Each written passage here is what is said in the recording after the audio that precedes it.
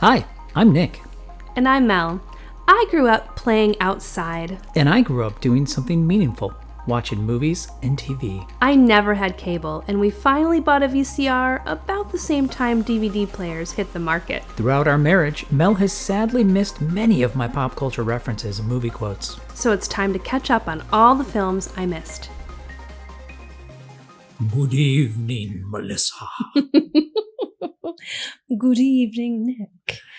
Do you know what time of year it is? Oh, it's spooky time. It is spooky time indeed. Do you know what movie we're watching tonight? Well, I can't keep that up. I could. Really? I was going to say. I actually could keep that up for days. That's very fun. I don't know what movie we're watching tonight. No. Wow. Well, to be perfectly frank, I am surprised you haven't seen this movie. Frankenstein? Yes. Frankenstein. Which one? There's a lot. Aren't there? Yes, there are a lot. That's true. Yeah. We are watching the original Frankenstein. Wow. Have you seen this movie? I have no idea. I have no idea. That's a Sonic quote for anyone who doesn't know. It is. Is it black and white? Or I don't is know. It the one with... Is it black and white? Do you know when the original Frankenstein was made? I know Mary Shelley wrote it. Correct. I don't know when the first movie was made. Okay. So what I'm trying to say is it the funny one? Is it the funny one? There's a funny one. There is a funny one. That's true. Do you know who's in with the Mel funny Brooks? One? Mel Brooks is not in it, but he's involved in making it. Yes. Okay. I think he directed it. Oh, there's some. I don't know. I can't remember the name of the man who's in it. That's funny because you have a story about how you met him. I know, and I always Gene. Yes, Gene. Gene Wilder. Gene Wilder. Oh my gosh. Yeah, this isn't that movie. Okay. Because I have seen that movie. Yes, that's a great movie. Yeah.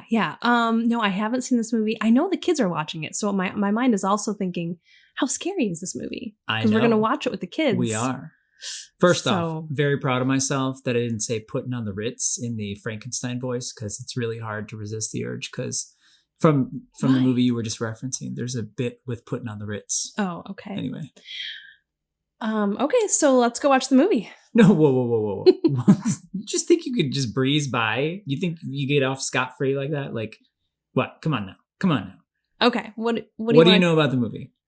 Well, I just know the story of Frankenstein. Okay. It's a Dr. Frankenstein who creates a man and uses electricity and lightning to bring him to life. Yes. And he ends up being a monster and causing trouble. Okay. And that's how the story always goes. That's pretty true, yeah. Do you know any of the actors in the movie? Boris. That's a guy who did a lot of scary movies, right? You tell me. Or Vincent Price. Vincent Price or Boris? I don't know. Those are all like creepy names. What about Boris Price? You think it's Boris Price? Definitely not Boris Price. Boris That's Price? ridiculous. Okay. Don't be ridiculous. What about The Price is Right? Is it Bob Barker? Is it Bob Barker? Or Drew Carey? He may have been alive when this was made, actually. I wouldn't put it past him. I don't remember how old he was. It's about Bob Barker bringing one of Bob's beauties to life. Wow. And instead, she's hooked up to that wheel, the wheel that they spin. Yes, the number one, yes. Mm-hmm. Yeah, and then when he spins that, it winds her up. And he uses his tiny little microphone as the conduit for the lightning rods. Yes. I can see why the kids could watch that. Yeah. Okay, so no, I don't know who's in it. I'm just guessing Vincent Price. Okay. And Boris Karloff. Boris I don't Karloff? know. I thought you were going to say Yeltsin for a second. I don't know. Okay. Boris Karloff. Okay. And, all right. Anything else you want to add before you give me a movie poster for this one? Okay, the movie poster, I don't have anything else to add. Okay. The movie poster says something like shocking revelation. Ooh, okay. And it's kind of a blurry, like Bigfoot-esque type thing where you see the creature, sure, but it's not in focus and it's like dark and like a form kind of in the blurred. background. Yeah. Okay. Yeah. All right. And the tagline? I just said. Oh, sorry. Shocking revelation. Sorry. Obviously, I'm off script too. I'm going too far on script right now. All right. Well, are you ready to see if it's alive? Yes. Oh, yes. I can't wait to hear that line. Oh, I love it. I'm going to be quoting that for a long time. Yes. Let's go do this. Let's check it out.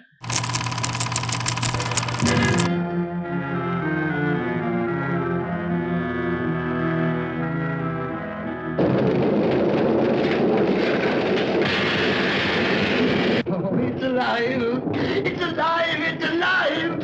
It's alive!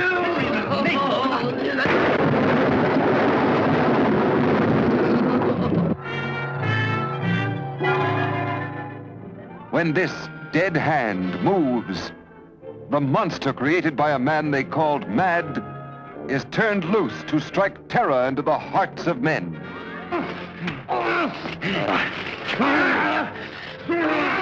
To shock women into uncontrolled hysteria. Elizabeth!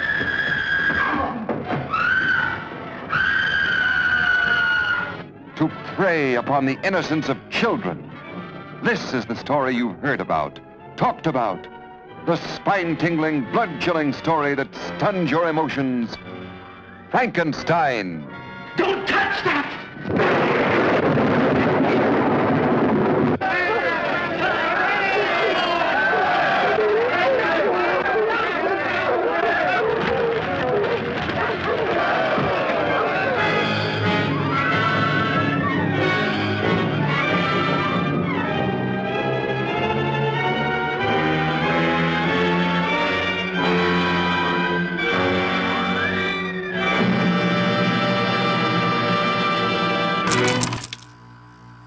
It's alive. It's alive. It's alive. That's one of the most quoted lines of all time. Oh my goodness. Yes. And you can see why. Like, this movie just holds up so extremely well, in my opinion. Yeah, it does. It's wow. It's from 1931. Wow. It's almost 100 years ago. Wow, that's crazy. It's wild to think about, isn't it? It's really compelling. Okay, so this was actually the second time I've watched it. Right. And the first time I watched it, and this is just true for me of any movie that's black and white from like the time when they made black and white movies. I'm resisting the urge to ask you when that time frame is because It would amuse me, but I won't. Okay, whenever I watch a movie that's black and white from that time period, I have a hard time telling the men and women apart from each other. Not the men from the women, but like if there's okay. two women, because I had the most confused look on my face. Like, their outfits are completely different.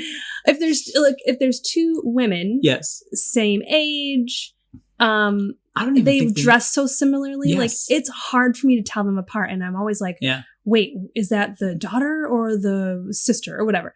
Yeah. And then so the first time I watched this movie, I had a hard time telling like who was who. And there was like a man who's friends with the woman who is engaged to Dr. Frankenstein. Yes. Mm-hmm. And I was confusing him with Dr. Frankenstein. Oh, you were doing that this time too. Yes. No, I wasn't. You totally were. What do you know? Totally I was totally clear this time. No, it was the friend who was all like, oh, hey, hello, fiancé to my best friend. I'm making myself available for you while he's gone. Like that guy. Schmarmy is the word I like to call it that. Yeah. You were totally like, when he was in the room with Dr. Frankenstein, he had a mustache too, which made it like easier to distinguish them apart. I don't think I was making that mistake. I think you're thinking of the last time we watched it. Maybe I am. That's fair. Anyway, so I felt like this viewing, even though you disagree, I was like, I knew who was who, so I could like pay attention to the plot. Right. The actual plot. Yeah. And man, it is really, really good. I mean, like, you have I think your movie watching chops have increased since the last time you probably saw this, which was, I don't even remember when. I still don't remember the first. You say you remember seeing this. I don't remember showing it to you, which is hilarious because it's usually the opposite. But anyway, what were your favorite parts of this movie? Well, oh my gosh, where to start? So a lot of the scenes and the shots are so stark and like just visually cool. I love all the technology and like the Tesla. Oh, the Tesla coils? Yeah, yeah, all of that. You really feel for the monster. Oh, yeah. In this movie. He's like, it's just not fair what they're doing to him. Like they create him and then treat him so poorly. And you're like, it's almost like you have this feeling of like, wow, poor monster. Until the scene at the end with the girl. I even feel that way with that scene too, honestly. Interesting. Yeah. I suppose you could. I'm so protective of children. It's like, very much a Lenny from The Grapes of Wrath. It's not malicious. He just thinks he's playing with her and he throws her into the lake and then she drowns. I know. Like, and he doesn't, and you see him start to like bemoan and freak out. Like when that happens too. He's like, he doesn't know what to do. He doesn't know how to go get her. Like his brain just doesn't do that. He just sees her needing help. Like you could see that like in his response too. So sad. I know. So I feel for him throughout the whole thing. I'm definitely on team monsters side. No, you're right. You're right. I think it's just so horrifying. Yeah. Oh, it is. It is. Yeah. That whole scene is just intense. And I remember the first time we watched it, I thought it was way longer because it's so intense. The scene? Yes. Oh, yeah. Yeah. No, it's like, what, 2 minutes maybe? Maybe. It's like he sees her, they exchange once, and then he throws her in the water. And then he runs away. Yeah, I thought, to me, that felt like a half an hour long the first time I watched it, because I was like, what's he going to do? That's an interesting thing about horror and suspense, is stuff like that can bend your like perception of reality of like time, which this is a really good example of that. Yeah. What do you like about this movie? Oh, how many times have you watched it? I don't know. I was trying to think if I'd watched this back in my horror projects days, like in the tens. It feels so weird to say that. Having grown up in the 80s and 90s, saying the aughts is way cooler to me than saying the tens. In the tens, the roaring tens. I don't know what we're calling the tens yet. Anyway, in the tens, I'd watched one movie for the past 100 years of horror history, and I thought I'd watched it then, but I hadn't. I actually watched, spoilers, there was a sequel to this movie called The Bride of Frankenstein. Yeah. I'd watched that for that project. Wait, so he doesn't die in the fire in the mill? You know what? It's been... Is Frankenstein, is the monster in the sequel? I mean, obviously you saw him in Abbott and Costello. We watched Abbott and Costello meets Frankenstein with the kids this year. So... He's an undead monster. He always can come back. Who knows? It's been, I don't know, 15 years since I've seen The Bride of Frankenstein. So I know Frankenstein's in it. I just don't remember what the preamble is in between the two. Okay. I'm guessing it's from memory. It's probably just, you see an arm come out of the rubble type deal. So, yeah. Well, shame on Dr. Frankenstein. Shame on him. I mean, of course, but why specifically? Well, the weird thing is, like, I'm not saying it for this whole experiment, the initial idea of it, of bringing the monster to life. Sure. Like, that's not what I'm saying it about. But the way he treats the monster afterwards. Oh yeah. And his assistant, Igor. Yeah. Is terrible. Yeah. Terrible. And he's just he's just taunting the monster. And really, they create him and make him a monster. Like, yeah, they don't even give him a chance. Yeah. Even though they used the wrong brain. Yes. But even more to that, like he has this like mental breakdown, and so he leaves his lair. Dr. Frankenstein? Yeah, and he goes back home to like picnic and be on the patio with his fiance and just eat food and nap. And then his doctor, his mentor, he leaves him in charge of the monster. Yeah. And the monster gets out and just things go wrong because he was so irresponsible. Like, it's not enough to just keep it with your, like, oh, can you watch this monster? Older gentleman. You know what I mean? Yeah. So that's why I'm saying shame on him, because he just created the problem and then really just walked away from it. Yeah. I'm giggling to myself because it's like, that's obviously a trope that's been around for a long time of young people not really like thinking of the ramifications of their actions and then peace out when things get weird or hard. Like you see that in so many stories throughout history, even this far back. So it's interesting that humans have always kind of viewed that about younger adult humans. Anyway, yeah. So it was really cool in the credits in the beginning of the movie. They don't name the monster. Yeah. Like they don't tell you who plays him. They literally put question mark, question mark, question mark. Yeah, that was really cool. I love how they have the intro before this, where it's like literally, I want to go back in time so I can go in a theater in like the 20s and experience a movie. I've gone to Chicago and been in some of those theaters from the 1920s, and they're gorgeous. Yeah. To see those in their heyday with everybody dressed to the nines to go see a moving picture. That would be so cool. Would be so crazy. It would be so cool. But like, the beginning of the movie starts with literally an MC coming out and warning people that this movie is really intense. So if you're going to leave, you should leave now. Because of course you're not allowed to get up during the film. It's just like theater, you know? Yeah, yeah. I just love that intensity. Imagine what this must have been like for people back then to see. Yeah. Like you saw this and you were horrified by parts of it, right? Mm-hmm. Someone back then, it's just, they were probably losing their minds. The closest correlation I can think of in our history is the Blair Witch Project. When that came out, people thought it was real. Yes. Like there were fake websites for it that like made it seem like it was real. There was like a mockumentary about it. And all of this happened. It was like a guerrilla marketing campaign. I was in college and I remember seeing the website. I was like, is this real or not? Yeah. Like you really thought it was real.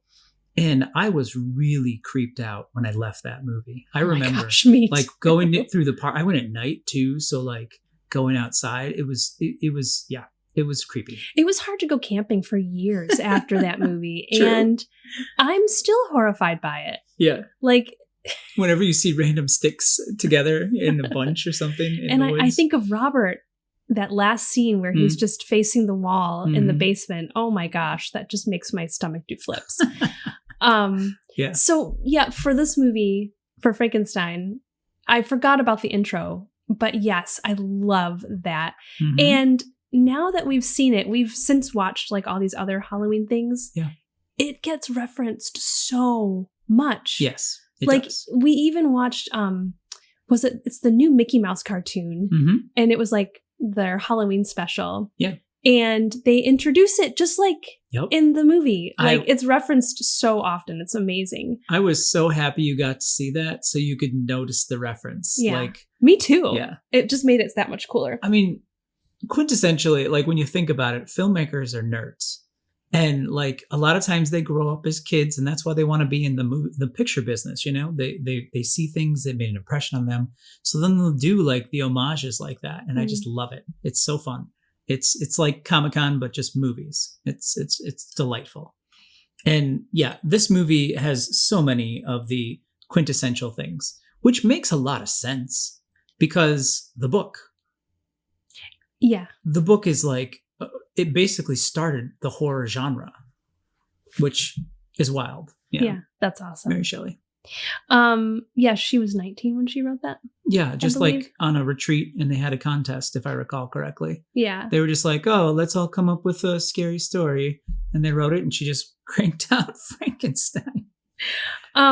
Okay, so when we were like recording the preamble, I was saying I thought it was either Vincent Price, right? Yeah, or Bela Lugosi. Yeah. And I was wrong on both accounts. You were wrong, it's Boris Karloff. Correct. And this was like his first acting thing, and he was like 44 when he did it.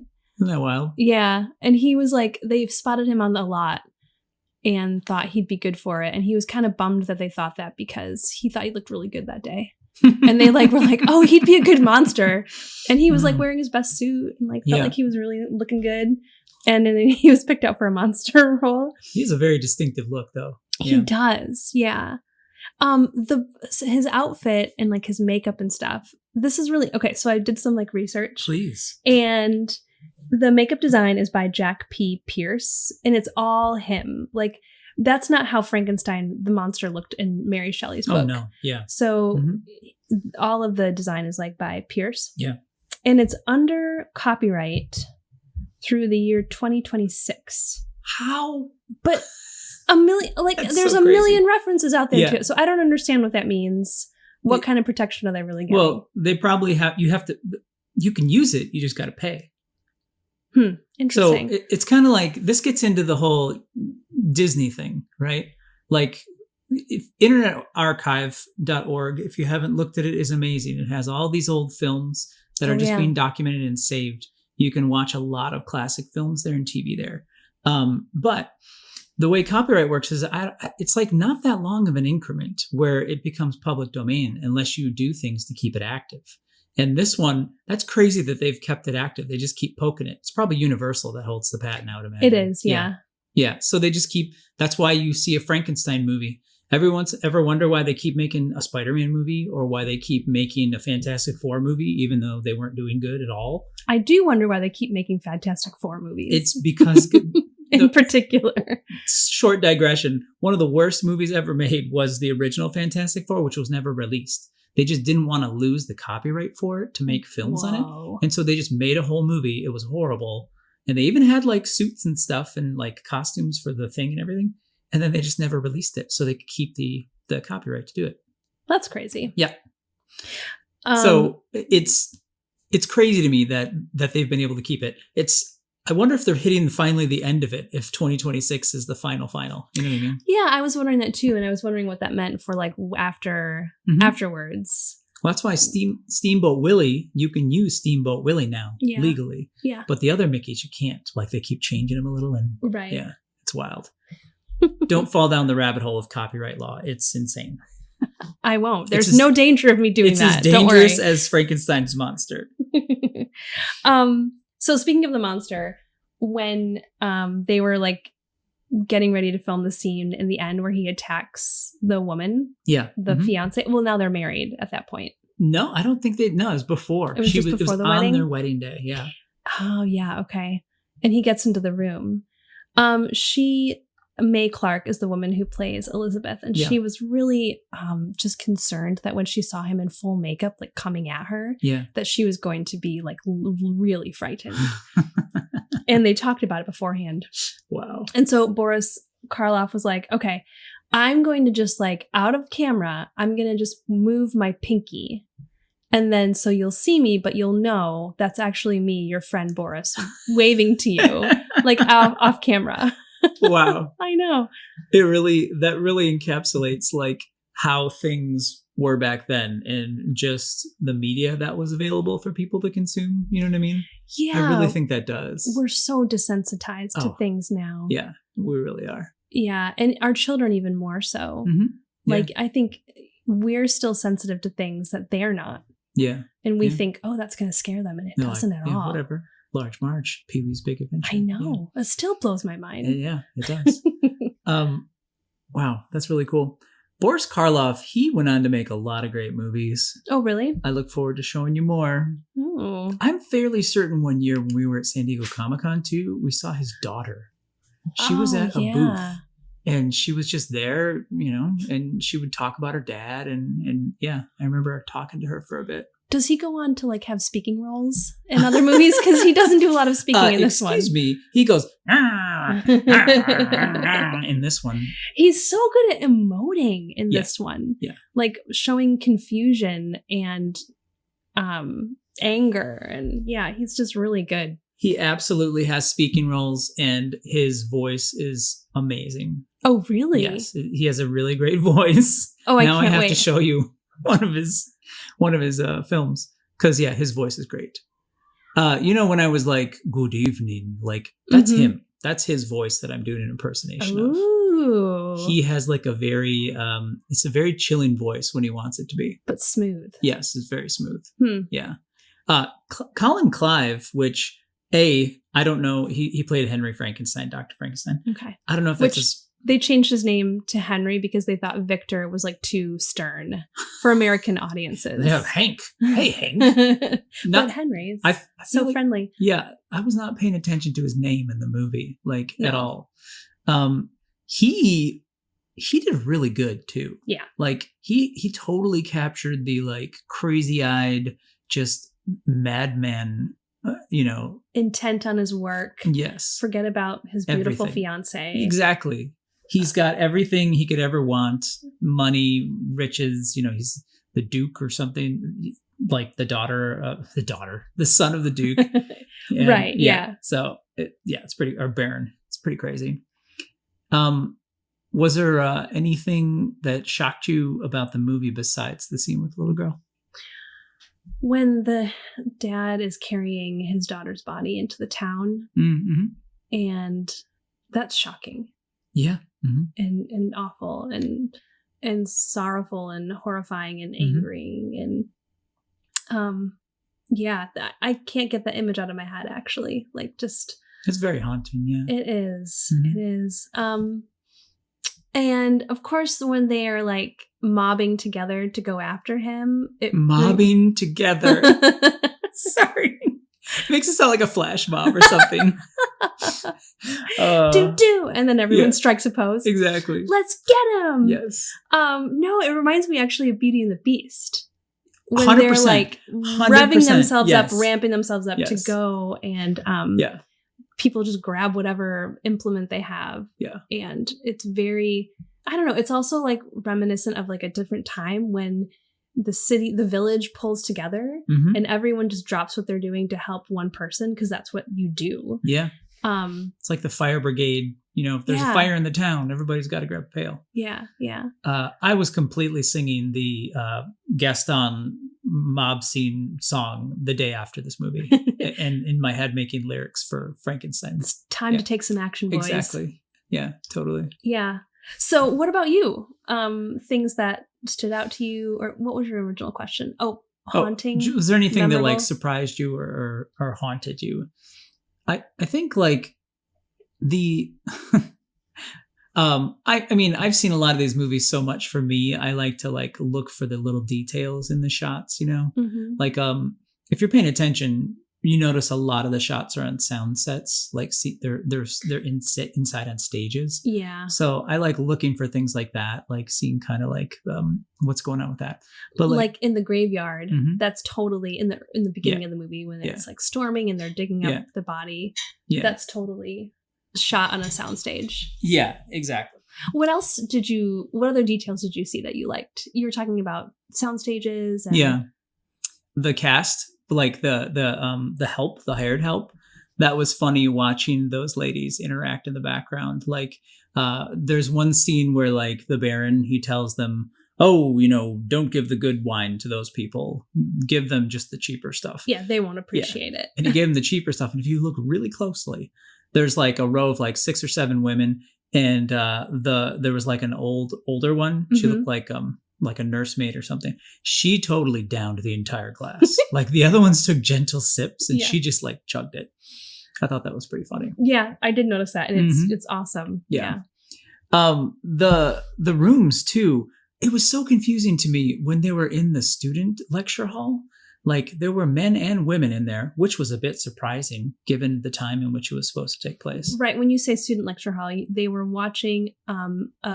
They were discussing they didn't do an autopsy, I don't think. They had brains. Yeah. They were showing one brain versus another and talking about the ridges and stuff. And it was like a classroom for people studying to be doctors. Correct, and there were women in there thinking so it made it seem that some women were studying to become doctors. Absolutely. And then when they exit at the end, they're like, all right, gentlemen, your assignments are blah, blah, blah, blah, blah. And I was like, but you have ladies? I'm so confused with the continuity of what's happening right now.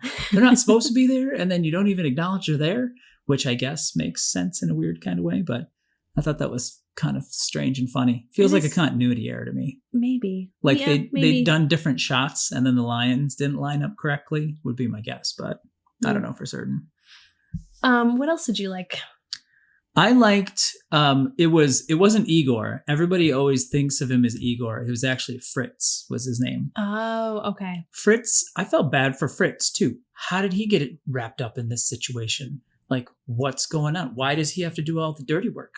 And I really felt bad because he was clumsy. Did you have any empathize with his dropping the brain jar? And are you trying to insinuate something about me? You may have dropped a thing or two in your life. I'm imagining. Everyone drops things. Everyone drops things. That's true. Gravity happens. Gravity most certainly happens, especially when George Clooney and Sandra Bullock are involved. Oh, now I want to watch that. I know, right? Did you know about Boris Karloff, like that he wore bigger shoes so he'd be even taller? I read about those shoes, and they're like, so okay. I just figured it was like to make him look weirder and taller, so that makes sense. Yeah, but I didn't realize those were actual shoes that are used for like working on hot asphalt. That would make sense. I didn't know that either. They are. I think that's it. They're like, they have the thick soles so that they protect your feet. Yeah. So they probably just pulled them off the shelf at the hardware store or whatever. Probably. Yeah. Wow. So what do you, if you were in this movie as a monster, what kind of monster would you want to be? If you were in a monster movie, basically. If I were in a monster movie, I'm just running through all the monsters. You can make one up too if you want. Yeah.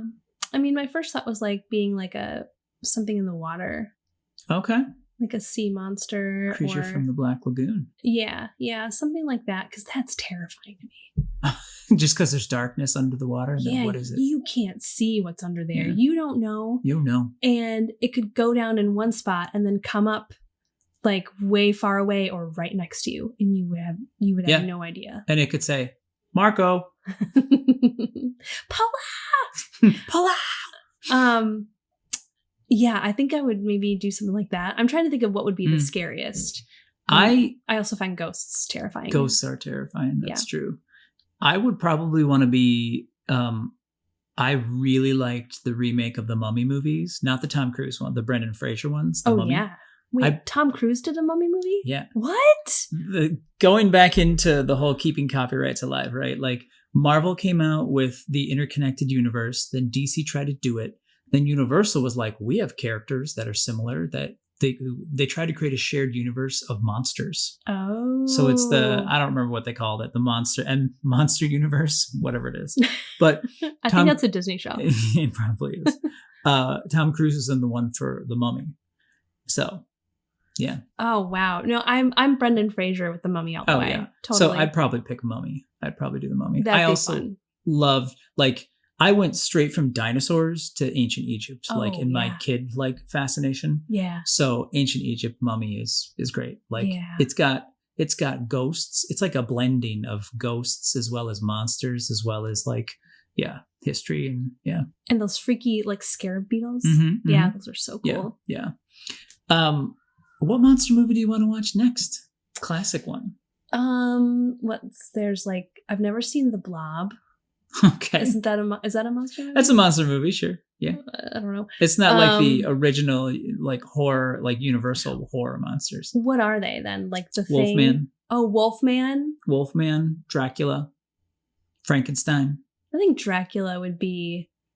So I think Wolfman is kind of like a little cheesy, especially like it's really hard to get the makeup right. Okay. I think. Okay. And that made the decision for me. So you're like, it's going to be the Wolfman. It's going to be the Wolfman. Lon Chaney Jr. is, it's great. Change my mind. Yeah, it's great. It's good stuff. Okay. We'll have to do that one next. So what, if any, messages do you think were in this film, Melissa?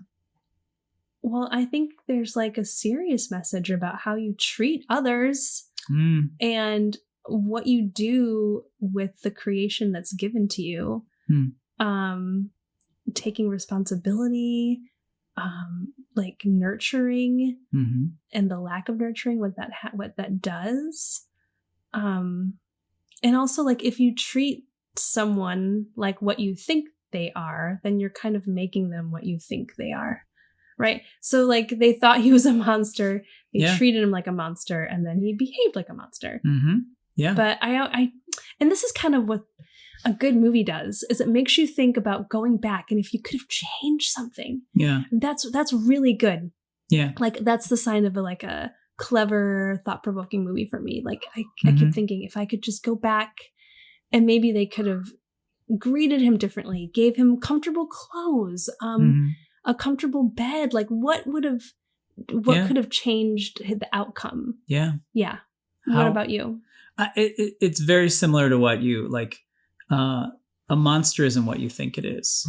Like the definition of a monster, like the monster in this movie isn't the monster. It's Dr. Frankenstein. Right. Like the monster isn't always what you think it is. Mm-hmm. Yeah. I think that's the message. There's a monster in all of us if you allow it to happen. I'm looking at the man in the mirror. I'm asking him to. And no message could have been any clearer. Couldn't have been.